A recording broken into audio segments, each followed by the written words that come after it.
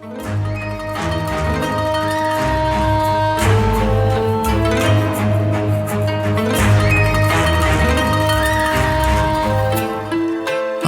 this is J E Cowie.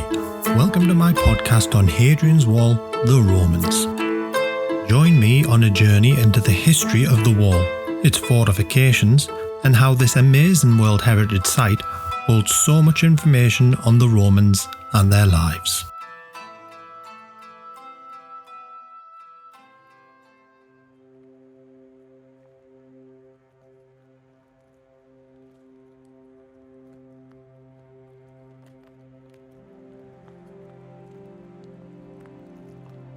Arbeia Roman Fort stands above the entrance to the River Tyne. It guarded the main sea route to Hadrian's Wall.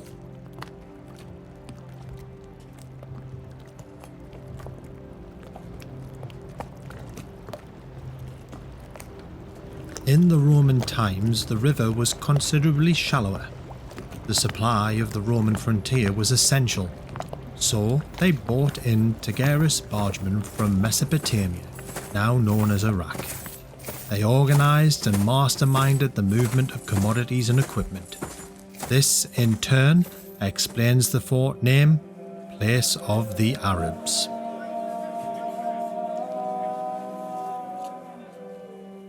A 4th century document called the Notitia Dignitatum has the following entry: Praefectus numeri Bacariorum Tigrisiensium. This translates as the commanding officer of the unit of Tigris boatmen at Arbeia. The boatmen came from a part of the river Tigris, known as Bet Abaj, translates as home of the Arabs. It is believed that this name travelled with them in the late 200s, early 300s to South Shields. Fascinatingly, the fort had a different name before their arrival, Lugudunum. This fort name is very similar to the next nearest fort of Segedunum. As a supply base, Arbeia had 24 granaries which could hold 3,300 tons of grain. This could feed the entire army on the wall for 6 months, or 50,000 men for 3 months, depending on portion size. As well as its strategic location, it also provided support for the nearby port, which received food, equipment, commodities, and manpower from all over the empire. It also acted as a connection point, allowing for supplies to be taken further upriver, maybe as far as Benwell in West Newcastle.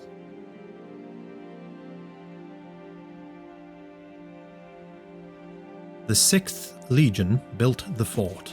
The fort was garrisoned by an auxiliary unit. Legionary soldiers weren't just superior fighters, but also excellent builders and engineers.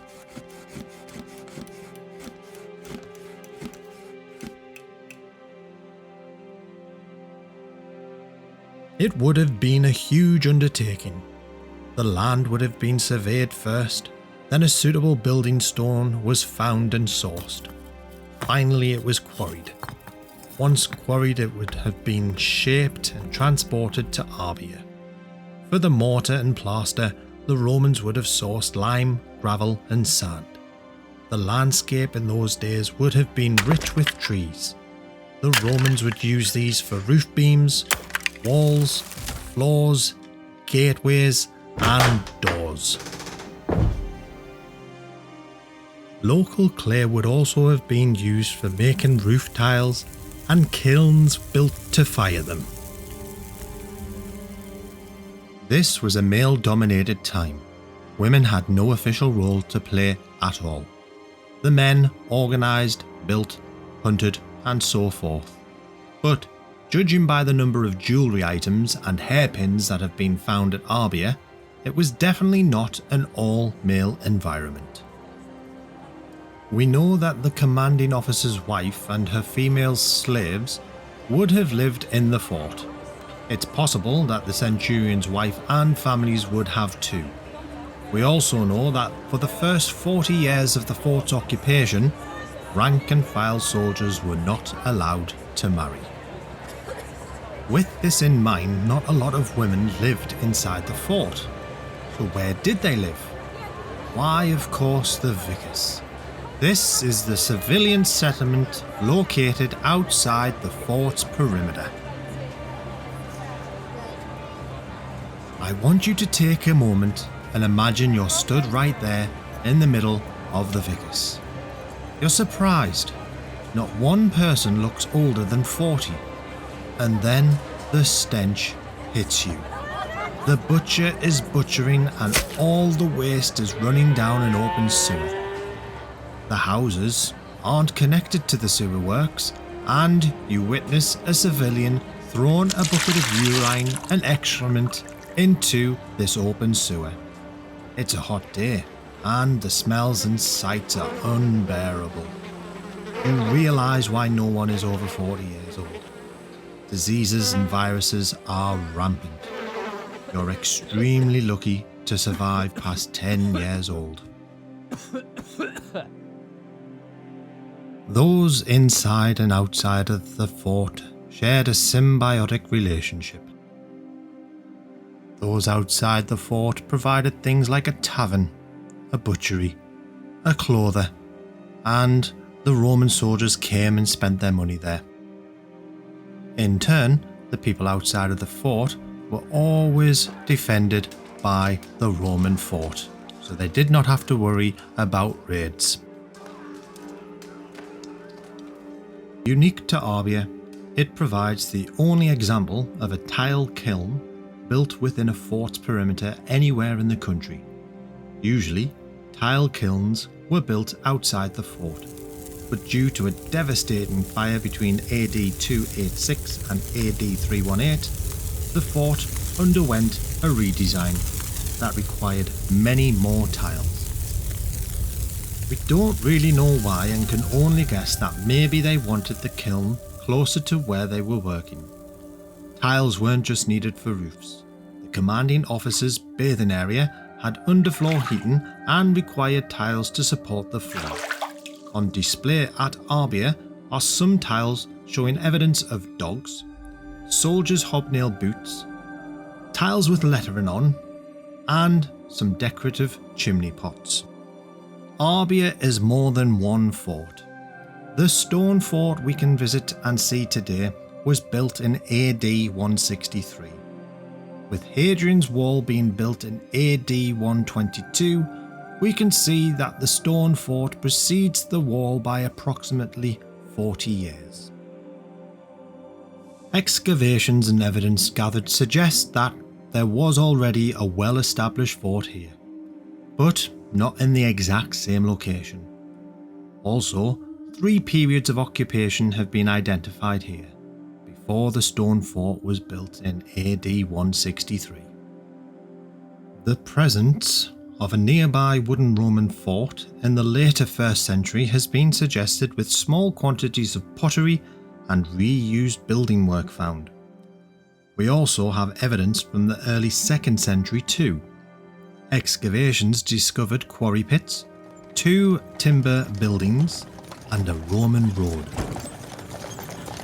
Taking their layout into account, it appears they form part of a settlement outside of a fort, rather than within one. It is possible that the wooden fort here was in use during the building of Hadrian's Wall north of the river. Towards the end of Hadrian's reign, the earlier buildings were replaced by 2 new buildings, one timber, the other turf. This was sometime mid-2nd century. If you ever visit Arbeia, please visit the breathtaking tombstones of Victor and Regina in the museum, possibly from this time period. It hasn't been possible to identify where the early wooden forts were located, as unfortunately the wood has now rotted away. A few possibilities have presented themselves on their locations, but nothing in stone, excuse the pun.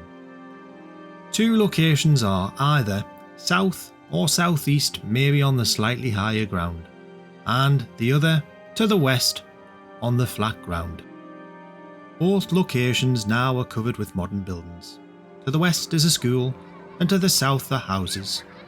I say covered, but the school has a big playing field and the houses have North Marine Park to their east. So if these sites are ever excavated, we could have future confirmation.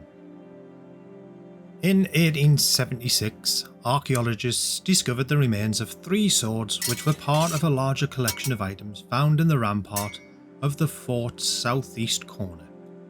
This was a very lucky hoard because swords of this quality are very rarely found. To put this into perspective for you, only Roman officers would have been able to afford swords like these.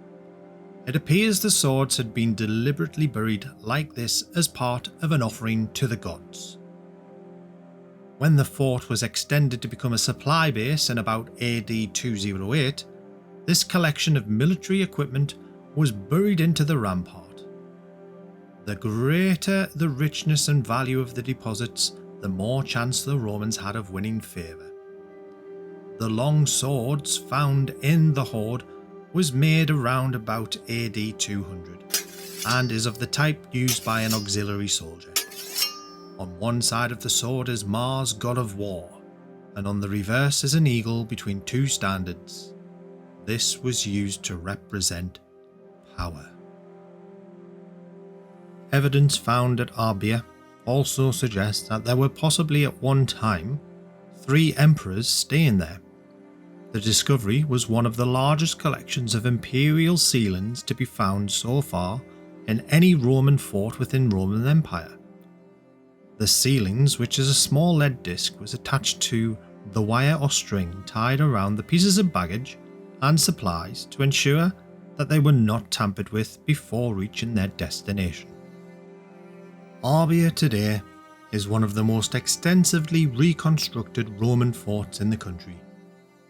What will really strike you on any visit will be the reconstructed West Gate. It stands 3 stories tall. Although not built by the 6th Legion, it really does do them proud.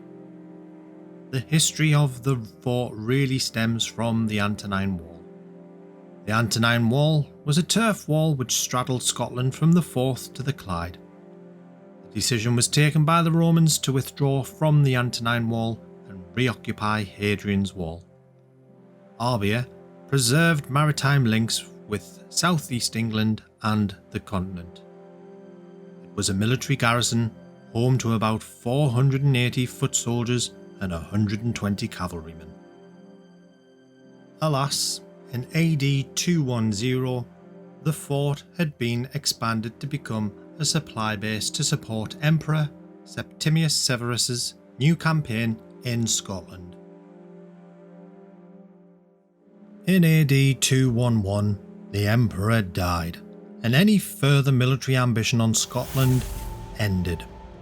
Hadrian's Wall once again became the northern frontier of the Roman Empire.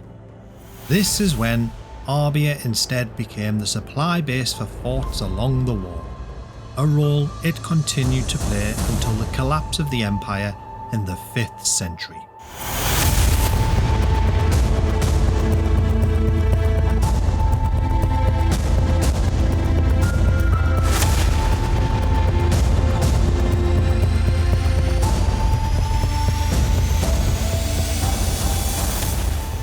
This has been an Inspirational Courses production with your host James Cowie. We hope you enjoyed it and look forward to seeing you on the next episode. Sega Dunum.